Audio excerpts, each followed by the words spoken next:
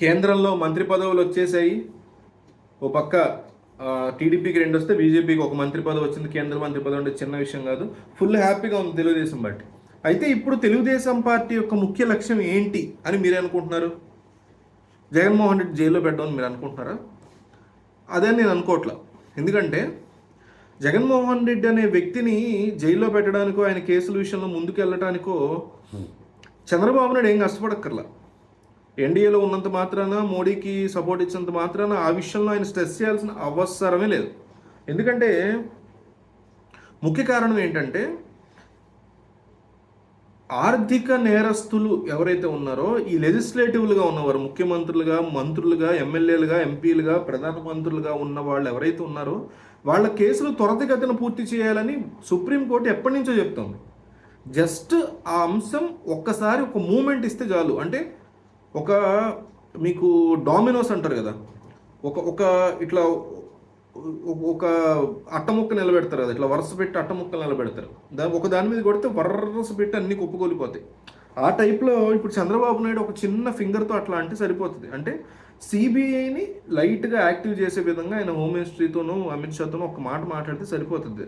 కొత్తగా కేసులు పెట్టి ఇప్పుడు స్కిల్ డెవలప్మెంట్ కేసు పెట్టారు చంద్రబాబు మీద. ఆ కేసులో ఆయన ఏం తప్పు చేయలేదు, నేను అంట్లా చేసి ఉండొచ్చు చంద్రబాబు, బట్ ఎగ్జాంపుల్ చెప్తున్నా. అందులో చేసిన తప్పు కంటే కక్ష సాధింపు ఎక్కువ ఉంది. స్కిల్ డెవలప్మెంట్ పాప ఏం తెలియదు చంద్రబాబు అమాయకుడు నేను అసలు అన్నాను. ప్రతి ఒక్కళ్ళకి ఎంతో కొంత లేకుండా ప్రైమా ఫేసి తీసుకో కోర్టులు, సరే అది వేరే విషయం. అయితే ఆల్రెడీ జగన్మోహన్ రెడ్డి మీద సాలిడ్గా ఉంది, దాదాపు 15 ఏళ్ళ నుంచి అట్లా ఆగిపోయి ఉంది. ఆ డామినోస్ అన్నీ సిద్ధంగా ఉన్నాయి, వరుస పెట్టి ఈ తలుపులనండి, కట్టముక్కలనండి, ఇవన్నీ గోడలన్నీ సిద్ధంగా ఉన్నాయి. కాకపోతే ఫస్ట్ గోడ మీద ఒక ఫింగర్ టిప్ కనుక బరువు పడితే చాలు, అక్కడి నుంచి వరుసగా చట్టం తన ప్రాంతం చేసుకుపోతుంది అంటారే, ఆ టైప్లో జరగబోతుంది ఒకవేళ.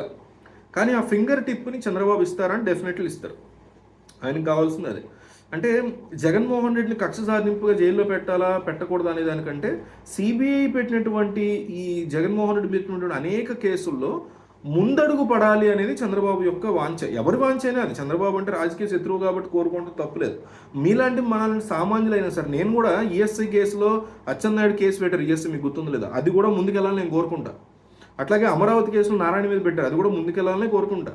స్కిల్ డెవలప్మెంట్ కేసు దాని మీద ముందుకెళ్ళాలని కోరుకుంటా. జగన్మోహన్ రెడ్డి కేసులు ముందుకెళ్ళాలని కోరుకుంటా. ముందుకు వెళ్ళి వాళ్ళు తప్పు చేశారో లేదో బయటపడాలని కోరుకుంటా నేనైతే.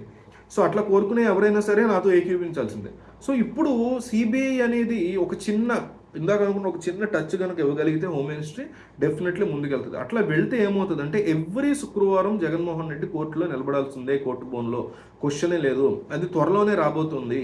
కోర్టు బోన్లో నిలబడిన ప్రతి ఒక్కరు దోషం నేను అనట్లా, బట్ కేసు ముందుకు వెళ్లకుండా 100 పిటిషన్లు వేసి ఆపుకున్నారు జగన్మోహన్ రెడ్డి. జగన్మోహన్ రెడ్డి వెనక ఒక లాయర్ ఉన్నాడు, పొన్నోలు కాదు, ఇంకొకడు ఉన్నాడు దుర్మార్గుడు. ఆ వ్యక్తి చంద్రబాబు వెనక కూడా ఉన్నాడు దుర్మార్గుడు, లాయర్లు కాదంట్లా చెప్తున్నా.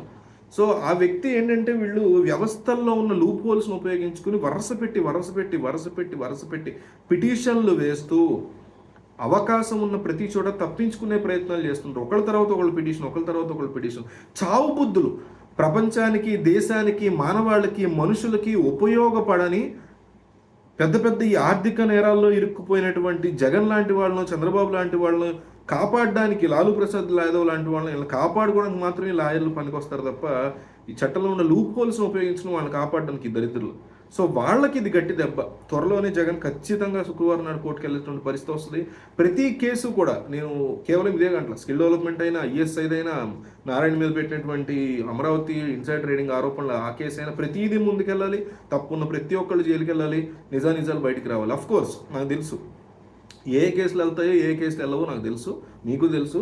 బట్ మొన్నటి వరకు ఎందుకు వెళ్ళలేదో తెలుసు, ఇప్పుడు ఎందుకు వెళ్తున్నాయో కూడా తెలుసు.